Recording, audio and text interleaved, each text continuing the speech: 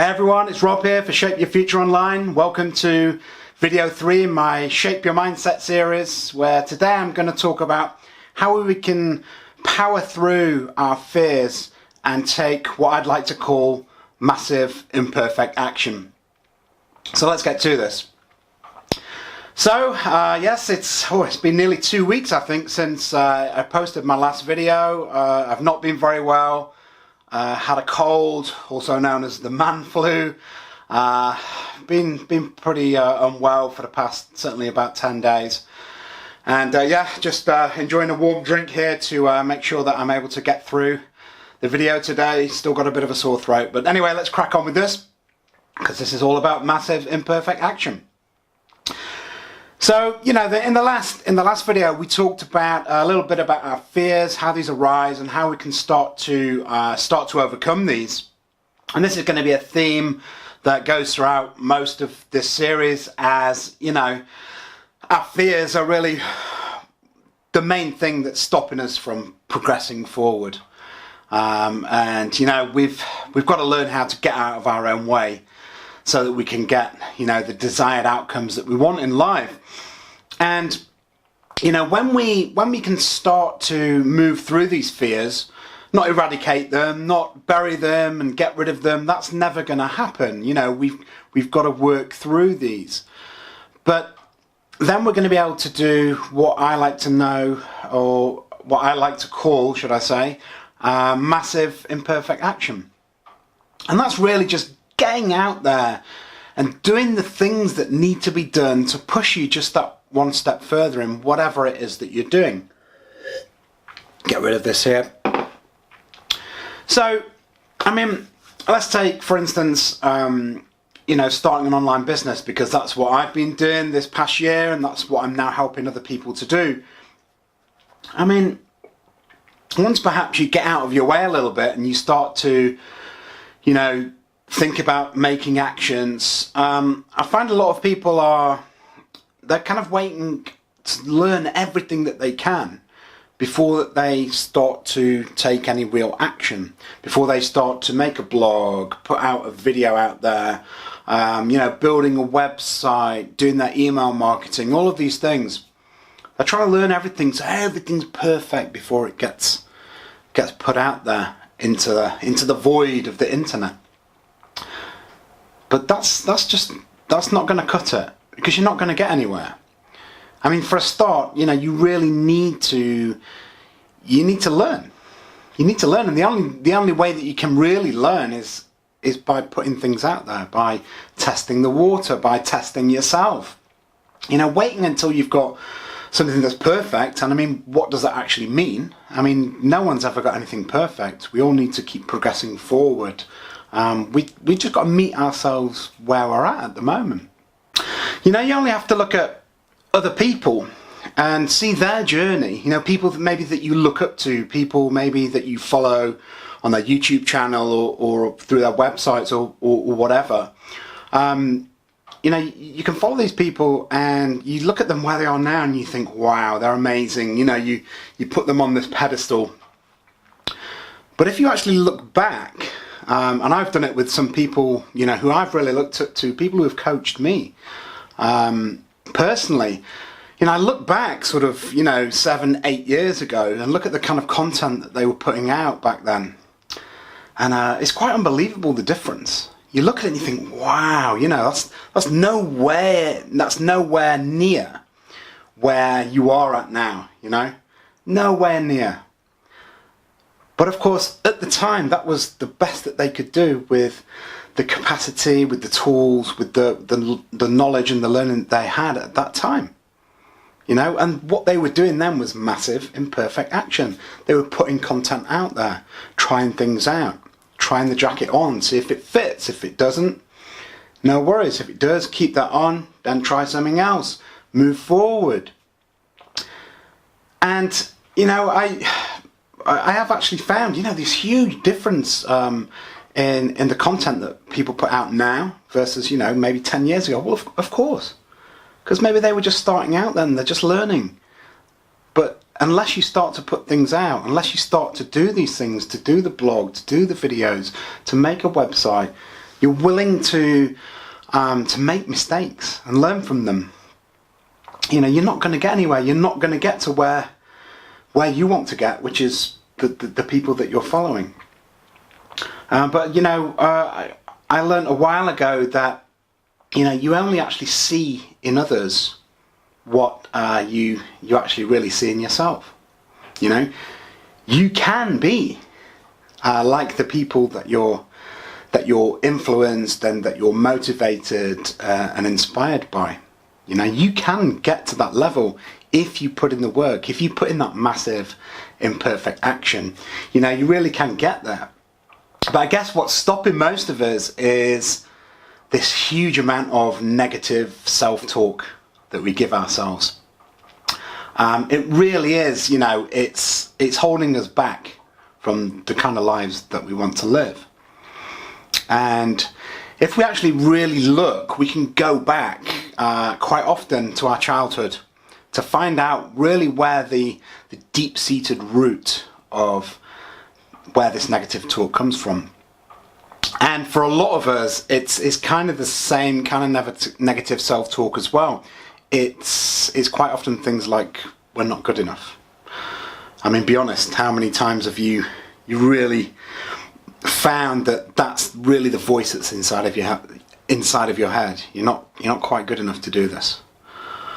For me, that's something that I've struggled with all my life. You know, when I think back to all the things that I've done in my life, I've actually done a lot, especially in terms of education. I've got 3 university degrees. I've got other qualifications like project management. I moved from one position to another, you know, within companies. And I've realized that the reason for that is that I never wanted to become a master in a particular area, because I feared that I would get found out, that I wasn't clever enough, I didn't know enough in that area. And so I never tried to master anything. What I did was I moved from one thing to another, just hiding myself in information and education, just moving to the next project. But never really, I found, you know, when I was around 40 years old, I felt like I didn't really know anything. People would look at me and say, wow, you've got all of these degrees, all of these qualifications, you've done all of these different professional careers within corporate arena, you know, you're amazing. Well, I felt like I didn't know anything, almost. It was quite bizarre, really. But this all comes from this deep-seated fear, really, that I'm not quite good enough. That, you know, like I say, felt like I'm going to get found out. And I think that's always made me play quite small, in a way. Another thing, you know, I noticed some self-talk for me is that you shouldn't do that. You know, you shouldn't do that. Don't put up your hand. You know, when you're in class, to answer the question, you shouldn't do that. Keep yourself safe. Oh, you want to explore maybe a different kind of career? No. Go to university. Do this. Go with the crowd. Go with the status quo. And that's something that I always got from my parents, especially my mother when I was younger, bless her. And, you know, through no fault of her own, just wanting a son to do well in life. You know, I was always told, you know, to go with the status quo. For me, I always felt like there was something more in life, something different to do. I always instinctively just thought, don't follow the crowd. Yeah, I was always told to do that, and I've always felt quite constrained in my life. Like I've had to, you know, stay inside that box and do the corporate life. And I'm so much happier now. I'm breaking out and becoming an online entrepreneur. But you know, a lot of that self-talk comes from just one incident in my past, which I thought it was some kind of analogy or metaphor that my mother was talking about. But it was actually a literal event. When I was, I think, about 10 or 11, she'd been to school to see my teachers for a parents' evening. And she came back and she said, oh, you know, we've talked to your teacher, and he said, you know, all the kids it's a cold day, all the kids are dressed in their hats, their scarves, their coats, their gloves, and they're all walking in one direction en masse. You know, it's a playtime, a lunchtime, something like that. And there's Rob in shorts and a t-shirt, waving a stick in the air, running in the opposite direction. And I thought this was, as I say, some kind of like analogy or metaphor for me sort of kicking against the system, trying to be different and things like that. But it was actually a literal event. But my mum did kind of take on take that to be a bit of a kind of metaphor for me pushing against the system and trying to be different, which I wasn't. I was just following my own heart, my own thoughts, my own spirit. That's all that I was doing. I didn't want to follow the status quo.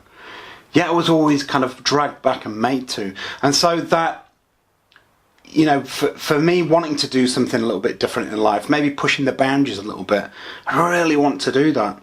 But again, this negative self-talk of, oh, you shouldn't do that, just do what everyone else is doing, that's okay, has always come up for me. And it wasn't until earlier this year, 2018, that I've had to let go of that crap. You know, I really have. Through coaching that I've been through, I've literally just been able to let go of it. Just by saying to myself, I have had enough of that voice in my head telling me that I'm not good enough and, you know, that I shouldn't do these things that I want to do. To better myself, to become more happy and more fulfilled in my life, which I am now. But it is as easy as that. You have the opportunity, once you've found what this negative self-talk is and gone back to where it comes from, which is quite often as a very small child, you know. Let's go back to these places and just let that crap go, because it is not serving us whatsoever. And for me to be able to do that, I've been able to, you know, move forward so much in my life. And, you know, I've found, as I say, that negative self-talk, it's just robbed me of a good life for so many years. And so here I am now, I'm doing this massive imperfect action.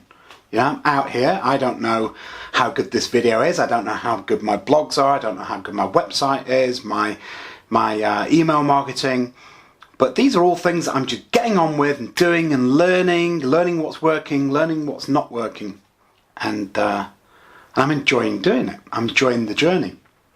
You know, really leaning into this fear is bringing fantastic results. Now, one of the big keys, I think, to really driving through that fear that you might have of things, and to be able to take on massive imperfect action, is really to understand that what you're doing, whatever it is that you're providing, is bigger than you.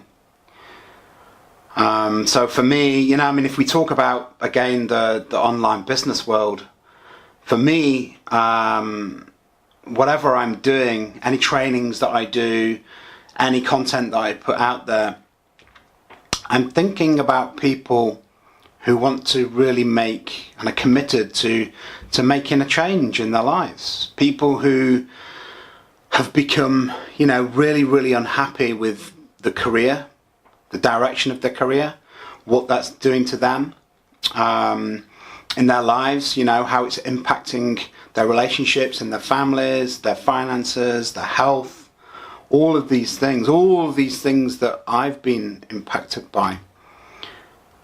You know, through the lessons that I've learned, I want to help people to generate better lives for themselves. And so for me, whatever I do, you know, I live from a position of real purpose in my life. I mean, I've been able to find, you know, really what that purpose is, you know, to help people to be guided to places where they feel safe and they feel understood, so they can find peace and balance in, you know, in the changes that they're going through in life. That's what my purpose in life is now. I've found that out. through a lot of self-discovery work that I've done this year. You think about things like my issues with drug and alcohol addiction, what I've been through. All these things they're all a gift to me. They're all a gift to me because I'm now able, through my experiences, to give back. And, I think back to when I first started in recovery and I sat in rooms like Alcoholics Anonymous and Narcotics Anonymous, other recovery groups that I attend, and I would begin to talk about myself, my feelings, my fears, all the shameful and experiences and guilt that I've been through my addiction. That was very, very difficult, but that was massive imperfect action too, because, now, couple of years on, I'm able to share in front of absolutely anyone, any kind of meeting, about, very deep and intimate and personal events within my life, with a hope of helping people to get better, just as people through their sharing have helped me through those tough times. So everything that I do now is all with other people in mind, of giving service to other people. That really, really helps you to drive through fears and to start to make massive imperfect action. When you actually get the feedback and you realize that you are making a positive influence and driving a different direction in people's lives, then that makes it all worthwhile, doesn't it? I'll leave you with this. I mean, I guess one thing that does happen is, we start to overcome these fears, we get motivated, we start to do action, and then this negative self-talk can kind of come back. Maybe we stop doing a lot of this action because this fear comes back. It really starts to put a stranglehold on that action. Well, don't worry about that. Go back to again where this negative self-talk is coming from and readdress it again. Just work on it and it can come back. I mean, you can't make anything wrong that you do in your life. It's all a learning process. And certainly don't make what you did in the past to maybe where you are now in a better space. Don't make this right and that wrong. That's just not the case. Everything is a journey, and everything is something that we learn. We will get there in the end. I like to think of this kind of journey like snakes and ladders, or what is it in the States? I think they call it snakes and chutes. That game where you go along and then you get a good jump up the ladder to try and win the game, but then you can fall foul of falling down the chute or down the snake. But think about that game. When has anyone not won that game when you play with someone? It's a 2-player game, right, I think? Or is it more? I can't remember. But, someone always wins that game. Even though you keep falling down those chutes, down those snakes, someone will always win and get to the end of that game. And if you keep going with massive imperfect action, you will always get to the end. You may rise, you may fall, but that's, kind of, I guess, all part of the process. And, in going through that process, we're discovering ourselves, we're learning things about ourselves, we're learning things about life and about other people. So, are you ready to let go of that absolute bullshit self-talk that's in your mind telling you that you shouldn't do this, that you're not good enough? Because you are. As I said before, you only see in other people what you see in yourselves. We can get to wherever we want if we put in that massive imperfect action. So if you like what you see today, please click the like button below. If you want to see more content like this, then you can subscribe to my YouTube channel below.